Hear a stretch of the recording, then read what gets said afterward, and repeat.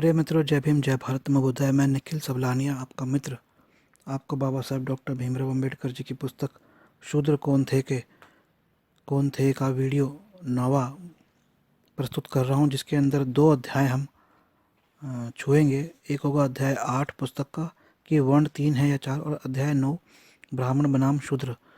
तो मित्रों, मैं प्रस्तुत करता हूं आपको बाबा साहब डॉक्टर भीमराव अम्बेडकर जी की पुस्तक शूद्र कौन थे का वीडियो 9 अध्याय 8 वर्ण 3 है। और मित्रों, इससे पहले कि मैं आगे प्रारंभ करूं, आपको जो मैं हर वीडियो में अपना संदेश देता हूं कि इस तरह के कार्यों को आगे बढ़ाने के लिए, बाबा साहब के मिशन को, बौद्ध धर्म के मिशन को, बहुजन समाज के मिशन को और संपूर्ण भारतीयों को बीच इन विचारों को लेके जाने के लिए और भारत को एक समाज बनाने के लिए, जाति तोड़कर एक समाज की व्यवस्था करने के लिए धन की आवश्यकता है। क्योंकि हमें बाबा साहब के कार्यों को और अन्य बुद्धिजीवियों के कार्यों को आगे लेके जाना है। अरबों लोग, अरबों की जनसंख्या, 1 अरब से ज़्यादा जनसंख्या हमारी आज है, और आने वाले भावी पीढ़ियों तक इस कार्य को लेके जाना है। मैं अपने बलबूते पे ये काम नहीं कर सकता। इसके लिए मुझे संस्थान स्थापित करने हैं, उसके लिए ज़मीन चाहिए, बिल्डिंग चाहिए, उसको बनाना है, स्टूडियो बनाने हैं, पुस्तकालयों का निर्माण करना है, बड़े रीडिंग रूम्स का निर्माण करना है, और इन सब के लिए अपार धन की आवश्यकता है। इसलिए आप मुझसे संपर्क करें। पुस्तकें आप मुझसे खरीद सकते हैं, पुस्तकें आप टी शर्ट्स खरीद सकते हैं बाबा साहब की प्रिंटेड, लेकिन इन सब से मेरा सिर्फ भोजन चल सकता है। मैं इन कार्यों को आप तक नहीं लेके जा सकता और भावी पीढ़ियों तक नहीं लेके जा सकता। जैसा कि मैं कहता हूँ कि सरकार पर निर्भर ना रहे। यदि सरकार पर निर्भर ने कुछ किया होता तो हमारे सरकारी स्कूल इतने घटिया नहीं होते, तो हमारे शिक्षा आज निजी हाथों में न जाती, प्राइवेटाइजेशन एजुकेशन का नहीं हुआ होता, और हमारे बुद्धिजीवी भारत छोड़कर विदेशों में नहीं जाते, हमारे यहाँ व्यापार चंद लोगों के हाथों में नहीं होता, हमारा व्यापार इतना पिछड़ा हुआ नहीं होता, हमारी तकनीक इतनी पिछड़ी हुई नहीं होती। तो सरकार के भरोसे पे न रहकर अपने मीडिया को, अपने बुद्धिजीवी विचारों का प्रचार प्रसार और संग्रह करने के लिए आप कृपया मुझे धन भेजें, बेफिक्र होकर भेजें। मेरा फ़ोन नंबर नोट करें, 8527533051, 8527533051। SABLANIAN ये मेरा ईमेल है, SABLANIAN@gmail.com, SABLANIAN@gmail.com। हिंदी में फ़ोन नंबर नोट करें, 8527533051, 8527533051, 8527533051, 8527533051। तो मैं प्रारंभ करता हूँ। वर्ण 3 है या 4, अध्याय 8 पुस्तक का वीडियो का 9। आदिकाल से ही आर्य समुदाय में वर्ण व्यवस्था मौजूद रही है, जिसे सभी हिंदू तथा पश्चिमी विद्वान स्वीकार करते हैं। यदि पिछले अध्याय में वर्णित इस आधार को शूद्र क्षत्रिय थे स्वीकार किया जाए तो यह सिद्धांत गलत है। यदि ऐसा है तो कभी केवल 3 ही वर्ण थे, अर्थात ब्राह्मण, क्षत्रिय और वैश्य।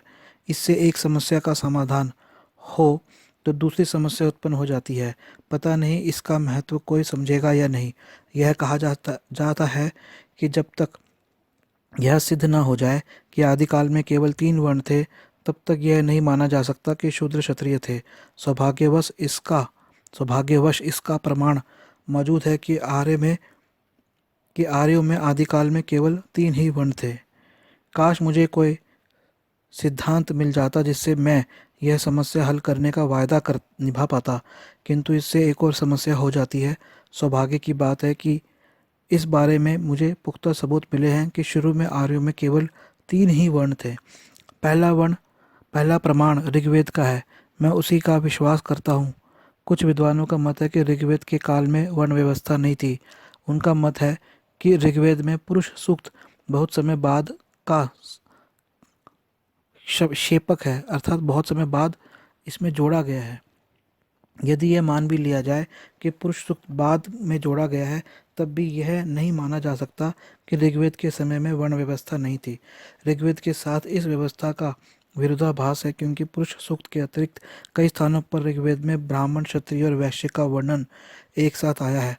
ब्राह्मणों का जिक्र एक वर्ण के लिहाज से 15 बार और क्षत्रियों का 9 बार आया, परंतु शूद्र का नाम इस अर्थ में नहीं आया कि वह एक वर्ण का नाम है। यदि किसी विशेष वर्ण का नाम शूद्र होता तो ऋग्वेद में उसका जिक्र अवश्य आता। इससे यही परिणाम निकलता है कि शूद्र नाम का कोई चौथा वर्ण नहीं था।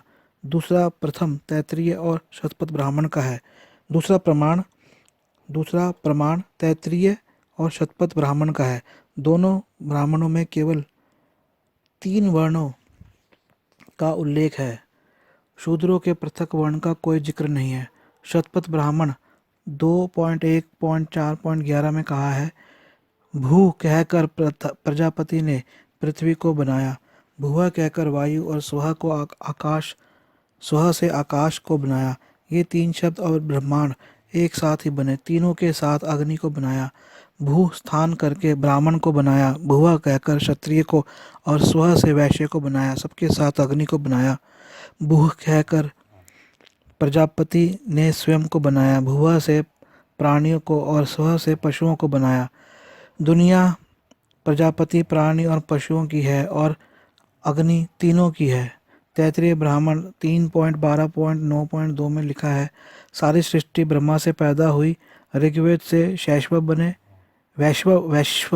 ऋग्वेद से वैश्व बने, ऋग्वेद से क्षत्रिय और सामवेद से ब्राह्मण पैदा हुए, ऐसा प्राचीन समय में कहा गया है। ऋग्वेद और दोनों ब्राह्मण ग्रंथों से बढ़कर क्या प्रमाण हो सकता है, जिनकी मान्यता वेदवत है। दोनों श्रुति हैं, दोनों में केवल 3 वर्णों का उल्लेख है। शूद्र का पृथक वर्ण होना अथवा चतुर्वर्ण होने का कोई कथन नहीं है। मेरे कथन पर इससे बढ़कर कोई प्रमाण नहीं हो सकता कि मूलतः 3 ही वर्ण थे। मेरा ऐसा प्रमाण है। लेकिन इसके प्रतिकूल पुरुष सूक्त है, जिसमें कहा गया है कि 4 वर्णों का आदिकाल से अस्तित्व है। किसे सही माने? मीमांसा के सिद्धांतों के अनुसार तो पुरुष सूक्त के 4 वर्ण और उक्त ब्राह्मण ग्रंथों के अनुसार 3 वर्ण के सिद्धांत दोनों को मानना पड़ेगा, परंतु यह अनुचित बात है। वर्ण 3 भी हैं और 4 भी, ऐसा कहने का कोई अर्थ नहीं है।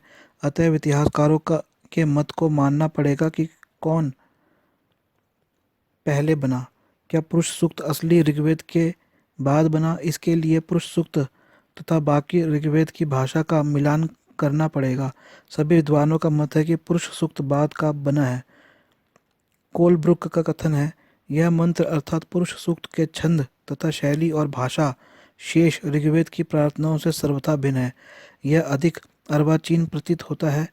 यह उस समय बना होगा जबकि संस्कृत भाषा और व्याकरण काफ़ी परिष्कृत हो गई। इसकी भाषा से यही पता चलता है कि पहले अधिकांश मंत्र सहज लोक भाषा में लिखे गए और वेदों का वर्तमान संकलन उस समय का है जब छंदों का प्रयोग होने लगा और पुराणों तथा काव्यों में गेय मंत्र का श्लोक लिखे जाने लगे। प्रोफेसर मैक्स मुलर का मत है, इसमें संदेह की गुंजाइश नहीं। उदाहरणार्थ 9वें मंडल का 90वां मंत्र लक्षण और शैली की दृष्टि से अर्वाचीन है। अर्वाचीन कहेंगे कि बाद के समय का। इसमें यज्ञ के कर्मकांड का संपूर्ण झलक है। इसमें तकनीकी दार्शनिक शब्दावली है। इसमें 3 ऋतुओं का क्रम इस प्रकार है, वसंत, ग्रीष्म और शरद। ऋग्वेद का मंत्र यही प्रसंग है जहाँ 4 वर्ण गिनाए गए हैं। इस संकलन के अर्वाचीन होने की सशक्त संभावना है। अर्वाचीन अर्थात बाद के समय में। उदाहरणार्थ ग्रीष्म का ऋग्वेद में अन्यत्र उल्लेख नहीं है। प्राचीन वैदिक मंत्रों में वसंत शब्द भी नहीं मिलता। ऋग्वेद 10.161.4 में इसकी एक बार आवृत्ति है जहाँ 3 ऋतुएं शरद, हेमंत और वसंत ही कही गई है। प्रोफेसर वेबर का कहना है, पुरुष सूक्त ऋग्वेद के मंत्रों में सबसे बाद का जोड़ा प्रतीत होता है। यह उसकी सामग्री से स्पष्ट है। फिर साम संहिता में इससे कोई मंत्र नहीं लिया गया, यह भी एक प्रमाण है। नवयेक सिद्धांत में यद्यपि निश्चयात्मक रूप से नहीं, फिर भी उसने पहली आर्चिका के 7वें प्रपाथक में पहले 5 मंत्र ही लिए हैं। यह एक विशिष्टता है। यह एक तर्क है जो हमें यह निर्णय लेने में मदद करता है कि पुरुष सूक्त बाद में बना या पहले। इसके लिए यह देखना जरूरी होगा कि वेदों की कितनी संहिताओं ने पुरुष सूक्त को अपनाया है। अध्ययन करने पर वेद और संहिताओं की स्थिति इस प्रकार है। इसके सामवेद में केवल 5 मंत्र हैं। श्वेत यजुर्वेद और यजुर्वेद की वाजसनेयी संहिता में पुरुष सूक्त के मंत्र हैं, परंतु दोनों में बहुत अंतर है। ऋग्वेद में पुरुष सूक्त के केवल 16 मंत्र है, परंतु वाजसनेयी संहिता में 22 मंत्र है। कृष्ण यजुर्वेद की 3 संहिताएं तैत्तिरीय, कठ और मैत्रायणी में से किसी में भी पुरुष सूक्त नहीं है। केवल अथर्ववेद में ही पुरुष सूक्त ज्यों का त्यों शामिल किया गया है। भिन्न भिन्न वेदों में पुरुष सूक्त के मंत्रों की संख्या, क्रम और पाठ तीनों क्रम से नहीं है। वाजसनेयी संहिता में अंतिम 6 मंत्र अधिक है। ऋग्वेद, सामवेद तथा अथर्ववेद में नहीं पाए जाते। इसी प्रकार अथर्ववेद के सूक्त का 16वां मंत्र न ऋग्वेद में पाया जाता है न यजुर्वेद में। 15 मंत्र भी तीनों वेदों में समान नहीं है और न ही उनका क्रम एक समान है। यह भिन्नता निम्नलिखित सूची से प्रकट होती है। इस सूची में इस चिन्ह क्रॉस का तात्पर्य है नहीं पाए जाते और चिन्ह प्लस का तात्पर्य है पाठ्यांतर, का अर्थ है पाठ्यांतर। देखिए, ये लंबी सूची दी है, इसको हम छोड़ देते हैं, आगे पढ़ते हैं। स्थिति यह है कि यदि पुरुष सूक्त प्राचीन होता तो अन्य वेदों में इस तरह की स्वतंत्रता के साथ उसकी काट छांट का अवसर न होता। विभिन्न वेदों में पुरुष सूक्त का स्थान भी बहुत महत्व रखता है। इसके अतिरिक्त पुरुष सूक्त ऋग्वेद के मिश्रित भाग में पाया जाता है। यदि यह पुराना होता तो क्या उसके साथ छेड़छाड़ की जा सकती थी? क्या इसमें ऐसी काट छांट की जा सकती थी? विभिन्न वेदों में पुरुष सूक्त का स्थान अलग अलग है। ऋग्वेद में यह विविध रूप में दिया गया है। अथर्ववेद में यह पूरक परिशिष्ट है। इसमें भेद क्यों है? अतः इस गड़बड़ का परिणाम यह निकलता है कि चूंकि पुरुष सूक्त कृष्ण यजुर्वेद की तैत्तिरीय संहिता, कठ और मंत्रायणी संहिता में नहीं पाया जाता, इससे यह सिद्ध है कि इन संहिताओं के बाद यह सूक्त ऋग्वेद में जोड़ा गया। चूंकि यह ऋग्वेद तथा यजुर्वेद के परिशिष्ट भाग में डाला गया है, इससे यह सिद्ध होता है कि यह इसके बाद बना। चूंकि और वेदों के सूक्तों में मनमानी काट छाट और पाठांतर किया गया है, इससे यह सिद्ध होता है कि यह प्राचीन मंत्र नहीं था और न ही इसकी उतनी प्रतिष्ठा थी।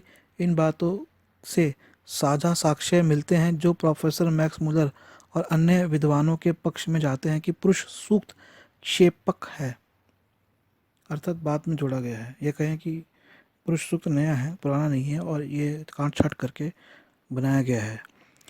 पुरुष सूक्त के मंत्रों की रचना शैली में भी अंतर है। सब मंत्र तो एक सिलसिले में है, परंतु मंत्र 11 और 12 प्रश्नोत्तर के रूप में है।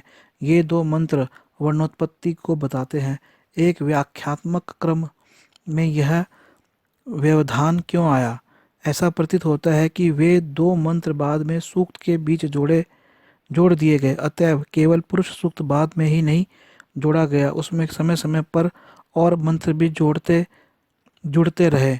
कुछ विद्वानों का तो यह भी मत है कि पुरुष सूक्त तो क्षेपक है ही, उसके कुछ मंत्र और भी बाद में इसमें जोड़े गए। कुछ लोगों का तो यहाँ तक कहना है कि पुरुष सूक्त प्रपंच है, जाली है और ब्राह्मणों ने अपनी श्रेष्ठता को बघारने के लिए इसमें जोड़े हैं। पुरोहितों ने कई जालसाजियां की है। ऐसे प्रपंच ब्राह्मणों ने बहुधा रचे हैं। प्रोफेसर मैक्स मुलर का कथन है कि ऋग्वेद में अग्रे का अग्ने बना दिया गया, जिससे विधवाओं के जलाने का अर्थ निकलने लगा। ईस्ट इंडिया कंपनी के समय में एक अभियोग में वादी के समर्थन में एक स्मृति ही रच दी गई। इसलिए कोई विस्मय नहीं कि 11वें और 12वें मंत्र रच कर जोड़ दिए गए हों और बाद में चौथा वर्ण टपक पड़ा और वेद में चतुर्वर्ण की प्रतिस्थापना हो गई। क्या पुरुष सूक्त ब्राह्मण ग्रंथों के पहले बने? यदि पुरुष सूक्त ऋग्वेद का भाग्य है तो यह ब्राह्मणों से पहले बना होना चाहिए। यदि ऋग्वेद ब्राह्मण ग्रंथों से पहला है तो पुरुष सूक्त भी पहले का ही होना चाहिए। अतएव इसका भी अलग से अनुसंधान उचित है। प्रोफेसर मैक्स मुलर ने वैदिक संहिता का क्रम इस प्रकार बताया है: पहले वेद, फिर ब्राह्मण और फिर सूत्र बने। यदि यह कथन सत्य है तो पुरुष सूक्त ब्राह्मणों से पहले बना। प्रश्न यह उठता है कि क्या प्रोफेसर मैक्स मुलर के सिद्धांत को अक्षरशः मान लिया जाए? यदि माना जाए तो इससे 2 परिणाम निकलते हैं। ऋग्वेद के समय में 4 वर्ण थे, परंतु शतपथ ब्राह्मण के समय केवल 3 ही वर्ण रह गए, या यह कि शतपथ ब्राह्मण में पूरी व्याख्या नहीं है। पहला परिणाम तो प्रत्यक्षतः असंभव है। इस तरह पहला प्रश्न व्यर्थ है। दूसरा भी इसलिए मानने योग्य नहीं है क्योंकि दोनों ब्राह्मणों में पुरुष सूक्त के विषय में मतभेद है। वर्णन वर्ण व्यवस्था पूर्ण रूप से वर्णित है। अतः मैक्स मूलर का कथन माने तो चारों वैदिक संहिताओं के बनने के बाद ब्राह्मण बने सर्वथा निराधार है और मानने योग्य नहीं है। इसके विपरीत बेलवलकर और रानाडे का कहना है कि कुछ अंश वेदों के पहले और कुछ बाद में बने, अस्तु ब्राह्मण ग्रंथों का कुछ अंश भी वेदों की समाप्ति के पहले बनना असंभव भी नहीं है। यदि यह ठीक है तो ऐसा प्रतीत होता है कि ब्राह्मण ग्रंथ शतपथ और तैत्तिरीय ब्राह्मण, जिनमें केवल 3 वर्णों का वर्णन है, पुरुष सूक्त से पहले बने। पुरुष सूक्त के विश्लेषण से क्या निष्कर्ष निकलता है? पुरुष सूक्त ऋग्वेद में एक ऐसा क्षेपक है, इसलिए यह कोई तर्क नहीं कि आर्य समुदाय में शुरू से ही 4 वर्ण थे। उपरोक्त तर्कों के आधार पर मेरे इस सिद्धांत में शूद्रों की उत्पत्ति पर कोई समस्या नहीं है, जैसा कि अध्याय के आरंभ में कहा गया है। यदि कोई समस्या आती भी है तो इसका कारण यह समझ लेना कि पुरुष सूक्त मान्य है। यह बता दिया गया कि यह कल्पना निराधार है। पुरुष सूक्त कोई समस्या आती है, इसका कारण यह समझ लेना कि पुरुष सूक्त मान्य है। अर्थात बाबा साहब ये कहना चाह रहे हैं कि समस्या आती है कि आप जब कहते हैं कि पुरुष सूक्त मान्य है तो उसको मान्य ना करें। यह बता दिया गया कि यह कल्पना निराधार है, इसलिए मुझे ऐसा समझने में कोई कठिनाई नहीं है कि आर्यों के केवल 3 वर्ण थे और शूद्र दूसरे वर्ण क्षत्रिय से संबद्ध थे। तो इस अध्याय में बाबा साहब ने बताया कि ये जो एक पुरुष सूक्त जोड़ा गया, ये बाद का जोड़ा गया वेदों में, और कई ब्राह्मण ग्रंथों में ये नहीं है, और इसलिए 3 ही वर्णों का लिखा गया है और ग्रंथों के अंदर, और ये बाद में जोड़ दिया गया है। तो ये केवल ब्राह्मणों ने अपने आप को श्रेष्ठता सिद्ध करने के लिए जोड़ा है। इसके साथ ही अध्याय 9 भी जो है वह भी हम प्रारंभ करते हैं। ब्राह्मण बनाम शूद्र। अभी आपने अध्याय 8 सुना, वर्ण 3 है या 4। तो ये बाबा साहब ने बताया कि वर्ण 3 थे, और अध्याय 9 में ब्राह्मण बनाम शूद्र। मित्रों, बाबा साहब के कार्यों को आगे बढ़ाने के लिए धन की आवश्यकता है। कृपया करके दान दें। मेरा फ़ोन नंबर नोट करें 8527533051, 8527533051, 8527533051, 8527533051, 8527533051। बाबा साहब की पुस्तकें आप मुझसे खरीद सकते हैं, टी शर्ट्स मुझसे खरीद सकते हैं प्रिंटेड। बाबा साहब के कार्यों को और महापुरुषों के और विद्वानों के कार्यों को आगे बढ़ाने के लिए, और एक बड़े इंस्टीट्यूट की स्थापना करने के लिए, जहाँ पर हमें बिल्डिंग खरीदें, बिल्डिंग को बनाएं, स्टूडियो बनाएं। मित्रों, जैसा कि मैं बता चुका हूँ कि टीवी, रेडियो और फिल्में, ये सब बुद्धिजीवी बौद्धिक ज्ञान का संग्रहण नहीं करना इनका लक्ष्य नहीं है। इनका लक्ष्य केवल धन का अर्जन है, और हम इस तरह के इंस्टीट्यूट का निर्माण करना चाहते हैं जिसमें भारत के अंदर ज्ञान का सृजन कर सकें, उसका प्रचार प्रसार कर सके। इन वीडियो कितने इम्पोर्टेंट वीडियो हैं कि ये वीडियो भारत के अरबों लोगों तक, अरबों 100 करोड़ से ज़्यादा जो भारत की जनसंख्या है, भारत के 1 अरब से ज़्यादा लोगों तक और आने वाले अरबों लोगों तक ये वीडियो जाएंगे, और भारत के लोगों में बुद्धि का ज्ञान, बुद्धि का प्रचार प्रसार, ज्ञान का प्रचार प्रसार करेंगे। और इसलिए आप सभी को, जैसे मैंने कहा कि 100 रुपये महीना आप बांधें या 1200 रुपये साल का मुझे ज़रूर दान भेजें। मैं निखिल सबलानी, आपका मित्र। मैं आगे शुरू करता हूँ। अध्याय 9, ब्राह्मण बनाम शूद्र। इस सिद्धांत के प्रतिपादन से समस्या हल नहीं होती कि शूद्र क्षत्रिय थे और बाद में अपनी स्थिति से गिरकर चौथा वर्ण हो गए। इससे एक अन्य प्रश्न यह उठता है कि वे सामाजिक प्रतिष्ठा से कैसे च्युत हो गए। यह समस्या नई है, यह पहले नहीं उठी, इसका उत्तर पुस्तकों से नहीं मिलता। मैंने ही यह प्रश्न पहली बार उठाया है। यह प्रश्न शूद्रों के विषय में मेरे सिद्धांत पर आधारित है, जिसका संतोषजनक उत्तर देने का दायित्व भी मेरा है। मुझे विश्वास है कि मैं संतोषजनक उत्तर दे सकता हूँ। मेरा यह उत्तर है कि शूद्र तथा ब्राह्मणों के संघर्ष के कारण शूद्र नीचे आ गए। इस बात के पर्याप्त प्रमाण मिलते हैं।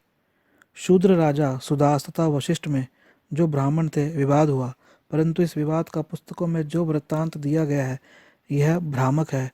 मैंने उसे स्पष्ट और व्यवस्थित ढंग से सुलझाने का प्रयत्न किया है। विवाद समझने से पहले वशिष्ठ और विश्वामित्र का संबंध जानना आवश्यक है। वशिष्ठ तथा विश्वामित्र में सर्वदा विरोध और शत्रुता रही। ऐसी कोई घटना नहीं है जिसमें यदि उन दोनों में से कोई एक पक्ष में हो तो दूसरा दूसरे पक्ष में ना हो। मैं कुछ घटनाओं का उल्लेख करना चाहूँगा। यह किस्सा हरिवंश पुराण में इस प्रकार है। इस बीच वशिष्ठ सत्यव्रत के पिता के गुरु होने के कारण अयोध्या नगर और राजमहल का प्रबंध करने लगे, परंतु मूर्खतावश अथवा दुर्भाग्यवश वशिष्ठ के प्रति सत्यव्रत का क्रोध और बढ़ता गया। सत्यव्रत को उसके पिता द्वारा राज्याधिकार से वंचित कर देने पर वशिष्ठ ने उसका साथ नहीं दिया। सत्यव्रत ने कहा था कि विवाह सतपदी पर पूर्ण होता है। जब मैंने कन्या का अपहरण किया तो 7वीं भांवर नहीं पड़ी थी, तथापि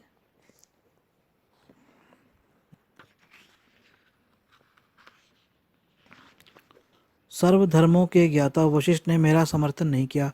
अतएव सत्यव्रत वशिष्ठ के से अतएव सत्यव्रत वशिष्ठ से रुष्ट थे। यद्यपि वशिष्ठ का आचरण धर्मानुकूल था, सत्यव्रत को राजा की आज्ञा से जो मौन व्रत धारण कराया गया था उसका उद्देश्य भी उसकी समझ में नहीं आया। राजा ने यह काम कुल मर्यादा के लिए किया था। महामुनि वशिष्ठ ने ऐसा करने से राजा को नहीं रोका और इसके बजाय उसके पुत्र को राजा बनाने का निश्चय कर लिया। सत्यव्रत ने 12 वर्ष का प्रायश्चित पूरा कर लिया और जब खाने के लिए कोई मांस न रहा तो भूख, मूर्खता और क्रोधवश उसने वशिष्ठ की कामधेनु गाय को, जो सब इच्छित पदार्थों को देने वाली थी, मार डाला और उसका मांस स्वयं खाया और विश्वामित्र के लड़के को भी खिलाया। इससे क्रोधित होकर वशिष्ठ ने उसका नाम त्रिशंकु रख दिया, क्योंकि उसने 3 पाप किए थे। चूंकि त्रिशंकु ने विश्वामित्र की स्त्री की मदद की थी, इसलिए वे इस पर कृपालु हो गए। उन्होंने उससे वरदान मांगने को कहा। त्रिशंकु ने कहा कि मैं सशरीर स्वर्ग जाना चाहता हूँ। जब 12 वर्ष की अनावृष्टि का अंत हुआ तो विश्वामित्र ने त्रिशंकु को राजगद्दी पर बैठाकर यज्ञ कराया तथा देवताओं और वशिष्ठ के विरोध करने पर उसे सदेह स्वर्ग पहुंचा दिया। सदेह अर्थात सशरीर, शरीर के रूप में ही स्वर्ग पहुंचा दिया। दूसरा किस्सा त्रिशंकु के पुत्र हरिश्चंद्र का है। यह विष्णु पुराण तथा मार्कंडेय पुराण में लिखा है। किस्सा इस प्रकार है। एक समय राजा हरिश्चंद्र जब शिकार खेल रहे थे, उन्होंने कुछ स्त्रियों का रुदान सुना। स्त्रियां विश्वामित्र की तपस्या से व्याकुल हो रही थी। क्षत्रिय धर्म से वशीभूत होकर निस्सहाय ही रक्षा करने हेतु गणेश की वशीभूत हो राजा चिल्लाए, यह कौन पापी है जो मुझ जैसे प्रतापी राजा के सम्मुख आग को पकड़े कपड़े में बांध रहा है। वह आज मेरे शरीर से विंध कर मृत्यु को प्राप्त होगा। यह सुनकर विश्वामित्र को क्रोध आया और क्रोध के कारण उनका विज्ञान नष्ट हो गया। उनके क्रोध से भयभीत होकर राजा पीपल के पत्तों की भांति कांपता हुआ उनके सामने खड़ा हो गया और निवेदन किया कि मैं ब्राह्मणों को दिए हुए राजधर्म का पालन कर रहा था, अर्थात निसहाय की रक्षा और शत्रुओं का दमन और याचना की। जो मांगेंगे उसे मुंह मांगा दान देंगे, चाहे सेना, पुत्र, स्त्री, शरीर, जमीन, राज्य और पुण्य लाभ ही क्यों न हो। विश्वामित्र ने संपूर्ण राज्य मांग लिया, जिसमें राजा का शरीर, उनकी स्त्री और पुत्र न थे। राजा ने सहर्ष देना स्वीकार किया। मुनि ने कहा, सब आभूषण उतार दो और अपनी स्त्री और पुत्र को बलकल वसन धारण कराकर राज्य के बाहर निकल जाओ। जब राजा जाने लगे तब विश्वामित्र ने राजसूय यज्ञ करने की दक्षिणा मांगी। राजा ने कहा, इस शरीर, स्त्री और पुत्र के अतिरिक्त मेरे पास क्या है। इस पर राजा ने 1 मास का समय मांगा और प्रजा को विलाप करते छोड़कर काशी चले गए। विश्वामित्र ने भी वहां पहुंचा मास समाप्त होने से पहले ही अपनी दक्षिणा मांगी। तब शैव्य ने राजा से कहा, मुझे बेच दो। राजा बेहोश हो गए और रानी भी बेहोश हो गई। विश्वामित्र उनको होश में लाए, दक्षिणा मांगी और कहा, सूर्यास्त से पहले दक्षिणा न मिली तो शाप दे दूंगा। राजा ने अपने को धिक्कारते हुए अपनी स्त्री को बेच दिया। एक धनी ब्राह्मण ने उसे दासी के तौर पर खरीद लिया। लड़का भी माँ कहता अपनी माँ के साथ चला गया। रानी के आग्रह पर ब्राह्मण ने लड़के को भी खरीद लिया। राजा विश्वामित्र के पास आए और जो कुछ स्त्री और पुरुष पुत्र के मूल्य में पाया उन्हें दे दिया। विश्वामित्र इतने कम धन से संतुष्ट न हुए तो राजा ने अपने को भी बेचने को कहा। तब धर्म चंडाल का रूप धारण कर आए और राजा को खरीदना चाहा। राजा सूर्यवंशी होने के कारण चंडाल का नीच काम करने को तैयार न हुए और विश्वामित्र से कहा, आप स्वयं मुझे दास के तौर पर खरीद लीजिए। विश्वामित्र ने कहा, अच्छा, यदि ऐसा है तो तू मेरा दास है और मैं तुझे 1,00,000 मुद्राओं के बदले चंडाल को बेचता हूँ। चंडाल सहर्ष यह धन चुकता कर देगा और दुखी हरिश्चंद्र को अपने निवास स्थान पर ले जाता है। चंडाल उसे शमशान जाकर कफन चुराने का काम करने के लिए कहता है। वह बताता है कि इससे उसे 2/6 भाग प्राप्त होगा जो उस चंडाल का होगा और 1/6 भाग राजा को मिलेगा। राजा ने इस भयानक क्षेत्र में नीच कर्म करते हुए 12 वर्ष व्यतीत किए जो उसे 100 वर्ष के बराबर लगे।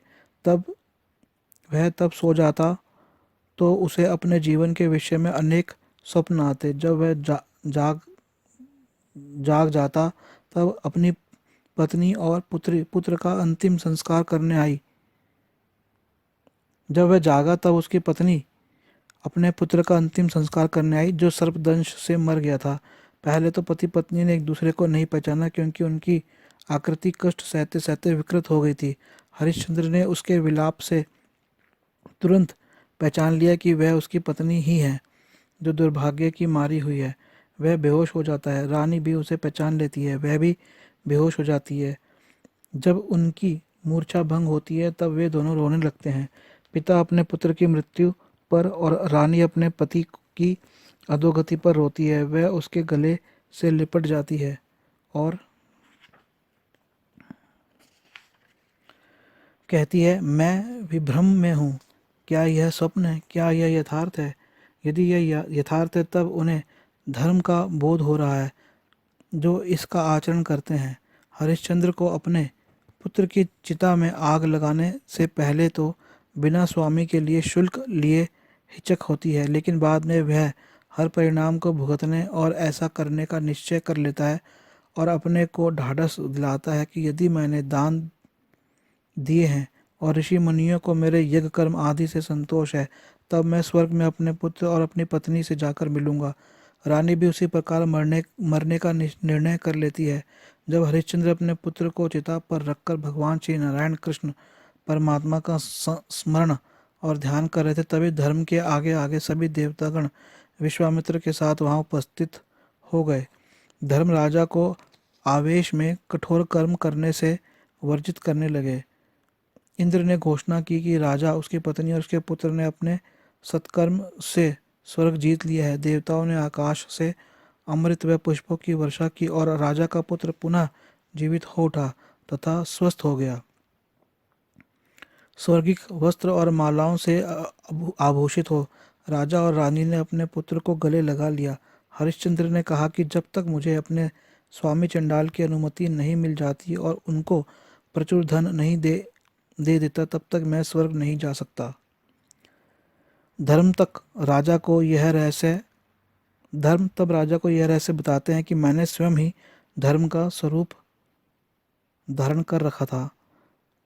इसे होना चाहिए कि धर्म तब राजा को यह बताते हैं कि मैंने स्वयं चंडाल का स्वरूप धारण कर रखा था।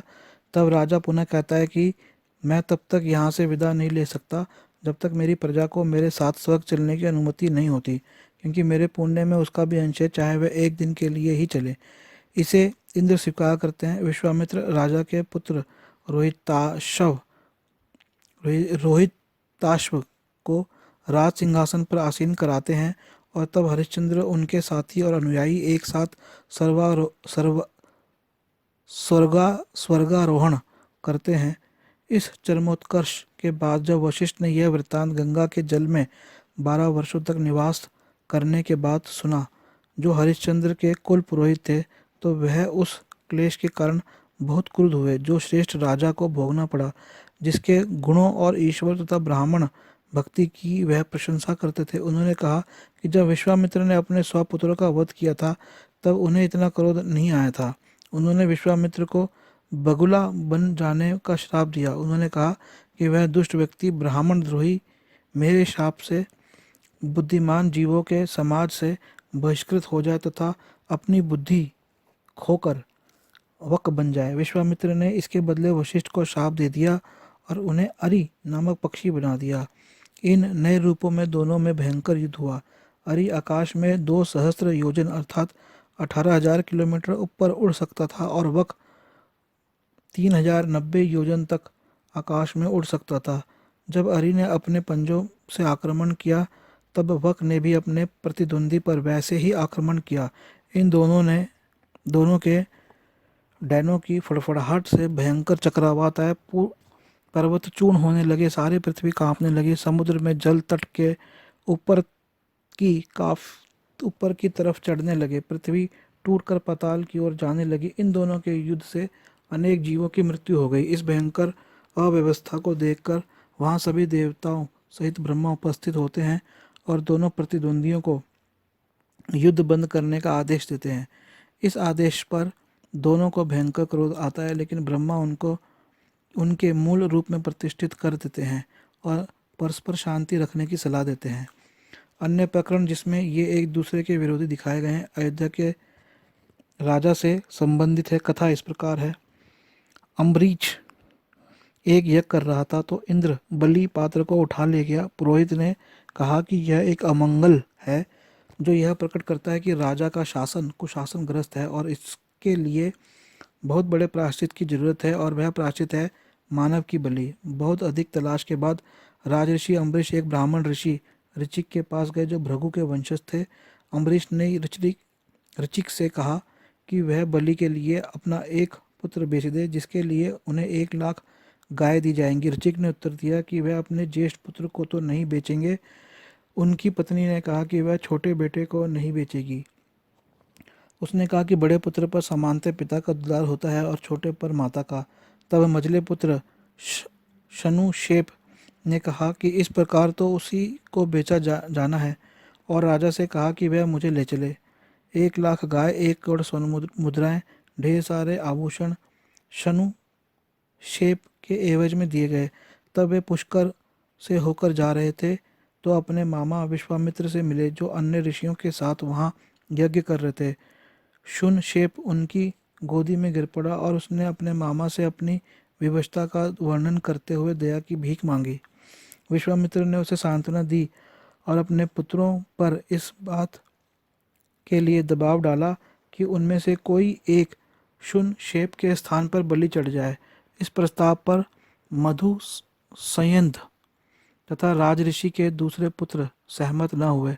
उन्होंने दृढ़तापूर्वक कहा कि आप ये कैसे कह सकते हैं कि आपका पुत्र बलि चढ़ जाए और उसके स्थान पर किसी अन्य को बचा लिया जाए।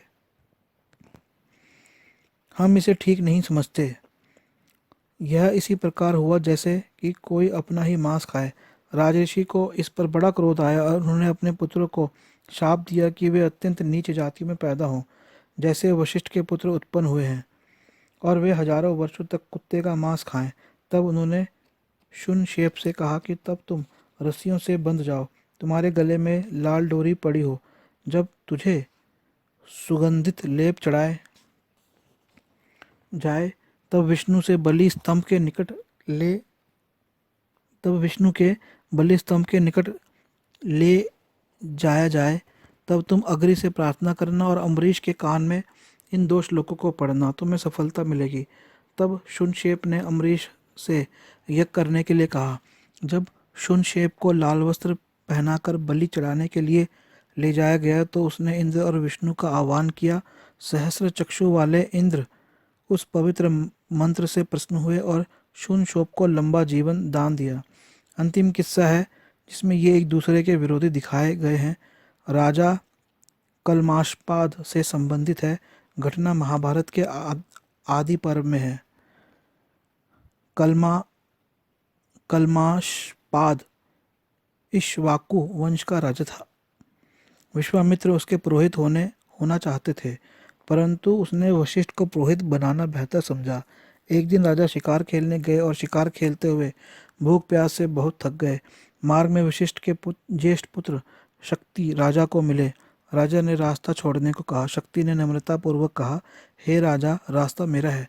प्राचीन नियम है कि राजा को ब्राह्मण के लिए रास्ता छोड़ देना चाहिए। दोनों में इस बात पर झगड़ा हो गया। दोनों में कोई भी झुकने को तैयार नहीं हुआ। राजा ने मुनि को चाबुक से मारा। मुनि ने शाप दिया, तुम नरभक्षी राजा हो जाओ। उस समय कलमाशपाद कलमाशपाद के पुरोहित पद के दावे को लेकर विश्वामित्र और वशिष्ठ में शत्रुता थी। विश्वामित्र ने राजा का पीछा किया, परंतु वशिष्ठ के पुत्र शक्ति को देखकर वह अंतर्ध्यान हो गए। राजा शाप सुनकर शक्ति से प्रार्थना करने लगा। विश्वामित्र ने अवसर पाकर एक राक्षस को आज्ञा दी कि वह राजा के अंदर प्रविष्ट हो जाए, ताकि राजा और शक्ति में संधि न हो पाए। विश्वामित्र उस देश से चले गए। ब्राह्मण के श्राप और विश्वामित्र के आदेश से राक्षस राजा में प्रविष्ट हो गया। इसी समय राजा के पास एक भूखा ब्राह्मण आया। राजा ने उसके खाने के लिए नर मांस भेजा। इस पर क्रोधित होकर ब्राह्मण ने राजा को वैसा ही शाप दिया। उन पर दोनों शापों के प्रभाव से राजा शक्ति को भी खा गया। विश्वामित्र के आदेश से राजा वशिष्ठ के अन्य लड़कों को भी खा गया। जब वशिष्ठ ने यह सुना तो बड़ी धीरता से इस विपत्ति को सहन किया। वशिष्ठ ने अपने शरीर को छोड़ना निश्चय किया। वे मेरु पर्वत के शिखर से कूद पड़े, परंतु वह पत्थरों पर ऐसे गिरे जैसे कोई रुई पर गिरता है। जब इस प्रकार प्राण नहीं निकले तो जंगल की आग में घुस गए। अग्नि ने जंगल को तो जलाया, लेकिन ऋषि को नहीं। फिर उन्होंने अपने शरीर पर पत्थर बांधकर स्वयं को समुद्र में फेंका, परंतु लहरों ने उन्हें किनारे की बालू पर फेंक दिया। तब वे अपनी कुटी पर वापस आ गए, परंतु उसे खाली देखकर फिर दुख से विह्वल हो उठे। वर्षा ऋतु के कारण विपाशा नदी खूब चढ़ी हुई थी। ये विपाशा नदी, हमने तो विपाशा बासु शब्द ही सुना है। विपाशा देखिए नदी का नाम था पहले। विपाशा नदी खूब चढ़ी हुई थी। उन्होंने हाथ पैर बांधकर अपने शरीर को नदी में फेंक दिया, किंतु नदी ने भी उन्हें किनारे पर धकेल दिया। फिर सतलुज नदी में, जिसमें अनेक मगर थे, अपने को फेंक दिया। ब्राह्मण के तेज को देखकर मगर सैकड़ों दिशाओं में भाग गए। जब वशिष्ठ ने देखा कि वे किसी प्रकार से नहीं मरते तो अपनी कुटी पर चले आए। इन दोनों ऋषियों के विवाद के ये केवल 3 उदाहरण हैं। झगड़ा बार बार चलता रहा। महाभारत के शल्य पर्व से पता चलता है कि विश्वामित्र ने वशिष्ठ को काटने की भी चेष्टा की थी। वशिष्ठ तथा विश्वामित्र में कड़ी शत्रुता थी। वशिष्ठ का विस्तृत आश्रम स्थान तीर्थ में था। विश्वामित्र का आश्रम उसके पूर्व में था। ये दोनों घोर तपस्या कर रहे थे, अपनी शक्ति एक दूसरे को प्रदर्शित कर रहे थे। विश्वामित्र ने वशिष्ठ की शक्ति देखकर सोचा और यही ध्यान करते रहे कि सरस्वती वशिष्ठ को बहाकर मुझे दे दे तो मैं उसे मार डालूं। ऐसा ध्यान करके और क्रोध में लाल नेत्र करके विश्वामित्र ने नदियों की रानी सरस्वती को बुलाया। तब सरस्वती हाथ जोड़कर डरते कांपते विधवा वेश में विश्वामित्र के पास आई और बोली, क्या आज्ञा है? क्रोधित विश्वामित्र ने कहा, वशिष्ठ को शीघ्र यहाँ बहा ले आओ ताकि मैं उसे मार डालूं। कमलाक्षी सरस्वती डर के मारे घबराती हुई हाथ जोड़कर खड़ी हो गई। मुनि ने फिर वही आज्ञा दी। सरस्वती ने विचारा, यह संकल्प कितना पापपूर्ण है, परंतु विश्वामित्र के शाप के डर से वशिष्ठ के पास गई और सब कुछ कह सुनाया। वशिष्ठ ने उसे घबराई पीली पड़ी और डरी हुई देख कर कहा, मुझे मुनि के पास ले चल, कहीं वे तुझे शाप न दे दे। तब वह वशिष्ठ को ले चली। सरस्वती ने सोचा, ये ऋषि कितने महान हैं, मुझे इनका कृपा पात्र बनना चाहिए। उन्होंने कौशिक मुनि को किनारे पर तपस्या करते देखा। वह किनारे को बहाकर ले गई। वशिष्ठ जब बहने लगे तो उन्होंने सरस्वती की स्तुति की।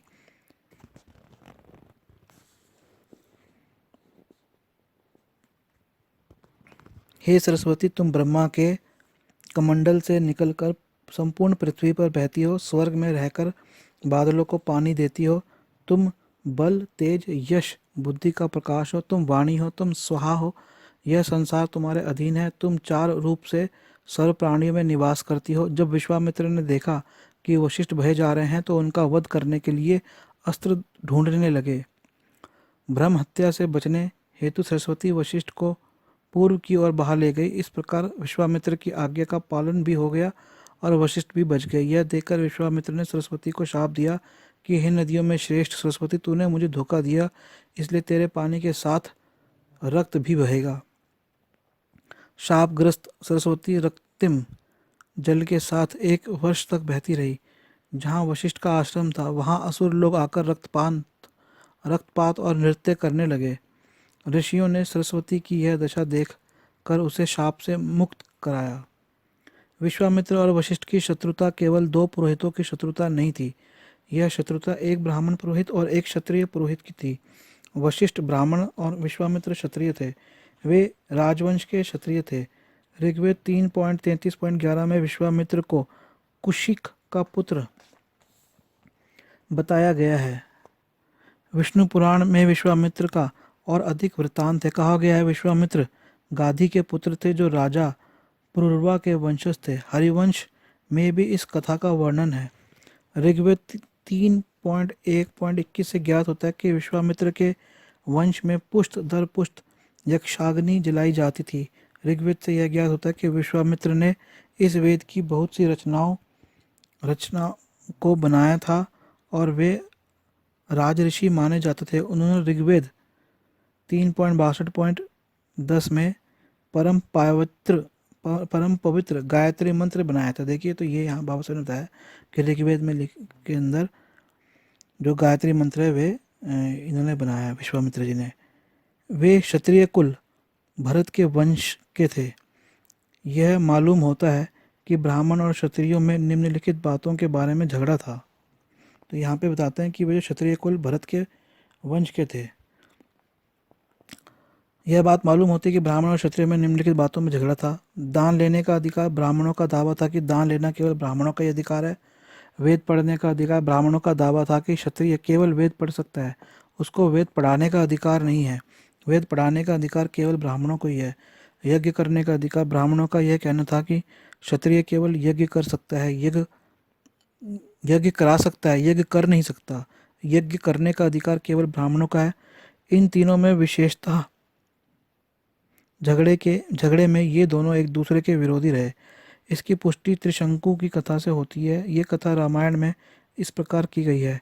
इक्ष्वाकु वंश में राजा त्रिशंकु की इच्छा हुई कि ऐसा यह किया जाए जिससे इसी शरीर से स्वर्ग प्राप्त हो। उसने वशिष्ठ को बुलाया। वशिष्ठ ने कहा कि यह असंभव है। त्रिशंकु दक्षिण की ओर गया जहाँ वशिष्ठ के 100 पुत्र तपस्या करते थे और उनसे भी इस बात की प्रार्थना की। राजा ने बड़ी नम्रता से प्रार्थना की, हम अपने पुरोहित को संकट के समय का सहायक समझते हैं। वशिष्ठ के बाद तुम ही लोगों को कुल देवता समझेंगे। उन लोगों ने उत्तर दिया, मूर्ख, तुम्हारे गुरु ने ठीक बात बताई थी। उनकी बातों को ठुकराकर तुम दूसरों के पास आ गए हो। वह इक्ष्वाकु कुल के सबसे बड़े और मान्य गुरु हैं। जब वशिष्ठ ने इनकार कर दिया तो हम उसे कैसे कर सकते हैं। हे मूर्ख राजा, तुम अपनी राजधानी को वापस जाओ। वशिष्ठ त्रैलोक्य में के गुरु होने योग्य, वशिष्ठ त्रैलोक्य में 3 लोकों में गुरु होने योग्य हैं। हम उनका अनादर नहीं करते। राजा ने कहा, चूंकि वशिष्ठ और आप लोगों ने मेरी प्रार्थना नहीं मानी, अतः कोई और उपाय किया जाए। ऐसा सुनकर उन लोगों ने राजा को शाप दिया कि चंडाल हो जा। इस शाप के असर से सूरत एक चंडाल की हो गई। तब अपने दुर्भाग्य पर पश्चाताप करता हुआ राजा विश्वामित्र के पास गया। विश्वामित्र को उस पर दया आई। उन्होंने वादा किया कि हम एक ऐसा यज्ञ करेंगे जिससे इसी चंडाल की सूरत से तू स्वर्ग जा सकेगा। चूंकि तू कौशिक के पास आया है अतः स्वर्ग तेरे हाथ में है। विश्वामित्र ने यज्ञ की सारी तैयारी करने की आज्ञा दी। यह भी कहा कि संपूर्ण महर्षियों और वशिष्ठ के पुत्रों को भी निमंत्रण दो। विश्वामित्र के शिष्यों ने आकर संदेश दिया कि वशिष्ठ को छोड़कर सब ब्राह्मण एकत्र हो रहे हैं। वशिष्ठ के 100 पुत्रों ने जो कठोर शब्द कहे हैं उनको आप सुने। उन्होंने कहा, जिस यज्ञ का करने वाला चंडाल जिस यज्ञ का कराने वाला चंडाल और करने वाला क्षत्रिय है, उसमें देवता और ब्राह्मण कैसे सम्मिलित हो सकते हैं? चंडाल का अन्न खाकर ब्राह्मणों को स्वर्ग की प्राप्ति कैसे हो सकती है? विश्वामित्र ने यह सुनकर क्रोधवश शाप दिया कि वशिष्ठ के सब लड़के भस्म हो जाएं और 7 जन्म तक अस्पृश्य के घर जन्म लें।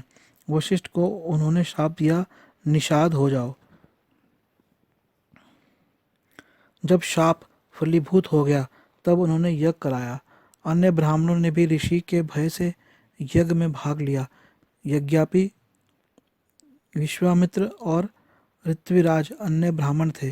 विश्वामित्र और वशिष्ठ की लड़ाई में सुदास ने भी भाग लिया। सुदास के पुरोहित वशिष्ठ थे। वशिष्ठ ने उसका राज्याभिषेक कराया था। वशिष्ठ ने ही 10 राजाओं पर विजय प्राप्ति में उसकी सहायता की थी। इस पर भी सुदास ने वशिष्ठ को इस पद से निकालकर विश्वामित्र को नियुक्त कर दिया। विश्वामित्र ने यज्ञ कराया। इससे विश्वामित्र और वशिष्ठ की शत्रुता बढ़ गई। एक और घटना घटी जिससे यह शत्रुता और भी बढ़ गई। सुदास ने वशिष्ठ के ज्येष्ठ पुत्र शक्ति को अग्नि में डलवा दिया, जिससे वह भस्म हो गया। यह कथा सात्यायन ब्राह्मण में लिखी है, लेकिन उसमें एक में ऐसे उत्पीड़न का कोई कारण नहीं बताया, परंतु सद्गुरु ने ऋग्वेद की कात्यायन अनुक्रमणिका की टीका में कुछ प्रकाश डाला है। सद्गुरु शिष्य का कहना है कि सुदास ने एक यज्ञ किया। यहाँ पर विश्वामित्र और शक्ति का शास्त्रार्थ हो गया। शक्ति ने उन्हें मूक बना दिया। विश्वामित्र हार गए। ऐसा प्रतीत होता है कि विश्वामित्र ने अपमान का बदला लेने के लिए सुदास से शक्ति को अग्नि में डलवा दिया। इस बात पर वशिष्ठ तथा सुदास की शत्रुता तो होनी ही थी। यह शत्रुता सुदास के पुत्र और वशिष्ठ के पुत्रों में भी चली। तैत्तिरीय संहिता में कहा गया है, पुत्र की मृत्यु के बाद वशिष्ठ ने सुदास के पुत्रों से बदला लेने के लिए पुत्रोत्पत्ति की इच्छा की। उन्होंने यज्ञ किया और पुत्र प्राप्त करके सुदास से बदला लिया। यही बात कौशिकी ब्राह्मण से भी सिद्ध होती है। वशिष्ठ ने अपने पुत्रों के वध के बाद सोचा, मैं संतान और पशुओं से संपन्न बनने के लिए सुदास को नीचा दिखाऊंगा। उन्होंने आहुतियां दी। वशिष्ठ ने यज्ञ किया और सुदास को हराया। राजा और ब्राह्मणों के विवाद का केवल एक उदाहरण अर्थात सुदास और वशिष्ठ विवाद नहीं है। पुराणों में राजाओं और ब्राह्मणों के और भी विवादों का वर्णन है। उन कथाओं का उल्लेख भी सार्थक मालूम होता है। पहली कथा राजा बनने की है। हरिवंश में इस कथा का उल्लेख इस प्रकार है। अंग नाम के एक प्रजापति थे। वे अत्रि वंशज थे। उनका लड़का प्रजापति बेन था, जो कर्तव्य परायण था। वह मृत्यु की पुत्री सुनीति से उत्पन्न हुआ था। वह पुत्र अपने मातृवंश के कारण अपने कर्तव्य छोड़कर अति कामी और विलासी बन गया। वह वेद को नहीं मानता था। उसके राज्य में लोग धर्म ग्रंथ नहीं पढ़ते थे और यज्ञ नहीं होता था। उसने आज्ञा दी थी कि यदि कोई यज्ञ करे तो मेरे नाम से और मेरे हेतु करे। तब मारीची आदि ऋषियों ने उसे ऐसा करने से रोका और कहा कि तुम अग्नि के यज्ञ के अनाधिकारी नहीं हो, तुम्हें ऐसा नहीं करना चाहिए। उसने मूर्खतावश ऋषि का मजाक उड़ाते हुए कहा, कर्तव्य का बताने वाला मैं हूँ, मैं किसी की आज्ञा मानूं? मेरे जैसे तेजस्वी और धर्मात्मा पृथ्वी पर कौन है? तब ऋषि लोग क्रुद्ध हो गए। उन लोगों ने बेन को पकड़कर उसकी वाम जंघा का मंथन किया। उससे एक काले रंग का नाटा पुरुष पैदा हुआ और हाथ जोड़कर खड़ा हो गया। अत्रि ने उसे क्रुद्ध होता देखकर बैठने के लिए कहा। उसी से निषाद वंश पैदा हुआ। दूसरा राजा जिसका ब्राह्मणों से विवाह था पुरुरवा था। यह इला का पुत्र और वैवस्वत मनु का पौत्र था। उसके विवाद का वर्णन महाभारत के आदि पर्व में इस प्रकार है। पुरुरवा इला का पुत्र था। उसका राज्य 13 द्वीपों में था, परंतु राज्य के मध्य में उसने ब्राह्मणों से बैर मोल ले लिया था और उसके आभूषण और उनके आभूषण लूट लिए थे। ब्रह्मलोक से आकर सनत कुमार ने उसे समझाया पर वह ना माना। उसका विवेक सत्सा के कारण नष्ट हो गया था। तब ऋषियों ने उसे शाप देकर मार डाला। तीसरी कथा नहुष की है। नहुष पुरुरवा का पौत्र था। नहुष के साथ ब्राह्मणों के टकराव का वर्णन महाभारत में 2 जगह है। एक वन पर्व और एक उद्योग पर्व में। उद्योग पर्व का वर्णन इस प्रकार है। वृत्रासुर को मारने के बाद इंद्र ब्रह्म हत्या के डर से पानी में जाकर छिप गए। इससे बड़ा हाहाकार मचा। तब ऋषि और देवताओं ने नाहुष से प्रार्थना की कि आप कुछ दिनों के लिए देवताओं के राजा बन जाएं। पहले तो नाहुष ने अपनी असमर्थता प्रकट की, फिर बाद में राजी हो गए। राजा नहुष बहुत धर्मात्मा था, परंतु इंद्र बनने के बाद वह बहुत कामी हो गए। उन्होंने इंद्राणी को देखा। वह प्रति इंद्राणी की प्राप्ति की अभिलाषा करने लगे। इंद्राणी ने अंगिरा बृहस्पति की शरण ली। उन्होंने इंद्राणी की रक्षा का वचन दिया। नहुष इस पर अप्रसन्न हुए, परंतु देवताओं ने समझाया कि परस्त्री गमन पाप है, किंतु नहुष ने एक ना सुनी। उन्होंने कहा, इंद्र ने जब अहिल्या के साथ भोग किया था और बहुत अत्याचार किए थे, तब आप लोगों ने इंद्र को क्यों नहीं रोका। नहुष के जिद करने पर देवतागण इंद्राणी को लेने गए, परंतु बृहस्पति ने उसे नहीं जाने दिया। बृहस्पति की सलाह से इंद्राणी ने कुछ समय मांगा ताकि यह पता चल जाए कि इंद्र कहाँ है। इंद्राणी अपने पति की खोज में निकल पड़ी। उपाश्रुति की सहायता से पता चला कि इंद्र हिमालय के उत्तर में एक झील के बीच कमल दंड में रह रहे हैं। इंद्राणी ने इंद्र से नाहुष के दुर्विचारों का वर्णन किया और प्रार्थना की कि आप अपने राज्य में वापस आएं और मेरी रक्षा करें। इंद्र नहुष की शक्ति से डरते थे। उन्होंने तुरंत आने से इनकार कर दिया। उन्होंने इंद्राणी को एक उपाय बताया कि वह कहे कि नहुष यदि ऋषियों के कंधे पर पालकी रखवा कर आए तो इंद्राणी उसके साथ भोग विलास को राजी हो जाएगी। इंद्राणी ने वैसा ही संदेश नहुष के पास भिजवा दिया कि एक ऐसी अद्भुत पालकी जिसका न तो विष्णु ने, न रुद्र और न ही असुरों ने प्रयोग किया हो, और जिसे ऋषि मुनि मेरे लिए उठाकर लाएं, तभी मैं आपके साथ सहवास करूंगी। नहुष ने सोचा कि चाहूं तो ब्रह्मांड नष्ट हो जाए, तब सप्त ऋषि और ब्राह्मणों को मेरी पालकी ले जाने में क्या हर्ज है। अतएव नहुष की आज्ञा से सब ऋषिगण उसकी पालकी लेकर चले। पालकी ले जाते हुए ऋषियों ने नहुष से पूछा कि क्या वह उन ब्राह्मण ग्रंथों का आदर करते हैं जिनके मंत्र राजा के लिए बलि के समय गाए जाते हैं। राजा ने कहा, नहीं। उससे नहुष का ऋषियों से विवाद हो गया और उसने ऋषियों के सिर पर लात मार दी। ऋषियों ने क्रुद्ध होकर उसे शाप दिया, तू 10,000 वर्ष के लिए सर्प हो जा। नहुष फौरन सर्प हो गए। कश्यप ने इंद्र से कहा, ब्राह्मणों के शाप से नहुष का पतन हो गया, अब आप स्वर्ग में आए। चौथी कथा राजा निमि की है। यह कथा विष्णु पुराण में इस प्रकार है। निमि ने वशिष्ठ से कहा कि एक ऐसा यज्ञ करो जिसमें 1,000 वर्ष लगे। वशिष्ठ ने कहा कि 500 वर्ष का काम हम इंद्र से पहले ही ले चुके हैं, इसके बाद हम लौटेंगे। यह समझकर कि राजा ने इसे स्वीकार कर लिया है, वशिष्ठ चले गए। जब लौट कर आए तो वशिष्ठ ने देखा कि गौतम ऋषि यज्ञ करा रहे हैं। इस अपमान से रुष्ट होकर वशिष्ठ ने निमि को शाप दिया कि वह इंद्रावस्था में मनुष्य शरीर छोड़ देगा।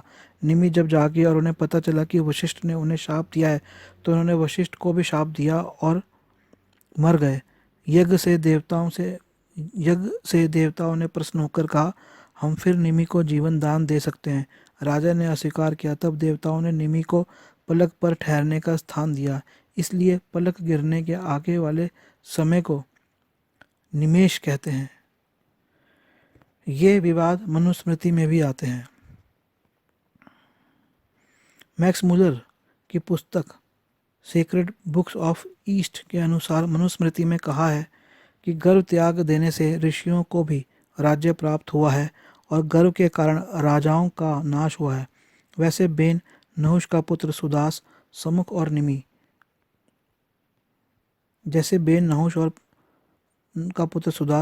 और निमि दुर्भाग्य से इन घटनाओं के संदर्भ में शूद्रों की स्थिति का एहसास ही नहीं किया गया। इसका यह कारण है कि किसी ने यह नहीं सोचा कि यह टकराव ब्राह्मणों और शूद्रों के बीच था। अन्यों को शूद्र नहीं बताया गया, बल्कि उन्हें इक्ष्वाकु वंश का कहा गया है। यह कहना उचित है कि वे सब शूद्र थे। मनु तक को इस बात का एहसास नहीं था। उन्होंने भी इस संघर्ष में ब्राह्मण बनाम क्षत्रिय कहा है। डोम्यूर डोम्यूर भी यह नहीं समझ पाए कि सुदास शूद्र था और यह कहते हैं कि यह संघर्ष क्षत्रियों और ब्राह्मणों के मध्य था। घिसे पिटे सिद्धांतों का प्रमाण दिया है। एक दृष्टि से यह उचित है क्योंकि शूद्र क्षत्रियों के ही एक शाखा थे। यह कहना अधिक उचित होता है कि यह संघर्ष ब्राह्मणों और शूद्रों के बीच था। जो गलती एक बार हो गई वह होती ही चली आई और भारतीय आर्य समुदाय का यह वास्तविक सत्य गर्दो गुबार से ढक गया। इस भ्रांति को दूर करने के लिए इस अध्याय को यह नाम दिया गया है ताकि ब्राह्मणों और शूद्रों के संघर्ष को समझा जा सके और यह बात समझ में आ सके कि क्षत्रिय किस प्रकार दूसरी सीढ़ी से गिरकर वर्ण व्यवस्था में चौथी सीढ़ी पर आ गए। ये अगला अध्याय होगा शूद्रों का पतन, जो हम वीडियो 10 के अंदर प्रस्तुत करेंगे। बुक पुस्तक का भी अध्याय 10 होगा। तो आपने देखा कि इस अध्याय के अंदर बाबा साहब ने बताया कि ये जो शूद्र बना क्षत्रिय बनाम ब्राह्मण संघर्ष था, असल में ये ब्राह्मण बनाम शूद्र संघर्ष था। और जैसा कि इसके अंदर बताया है कि शूद्र क्षत्रियों की ही एक शाखा थे।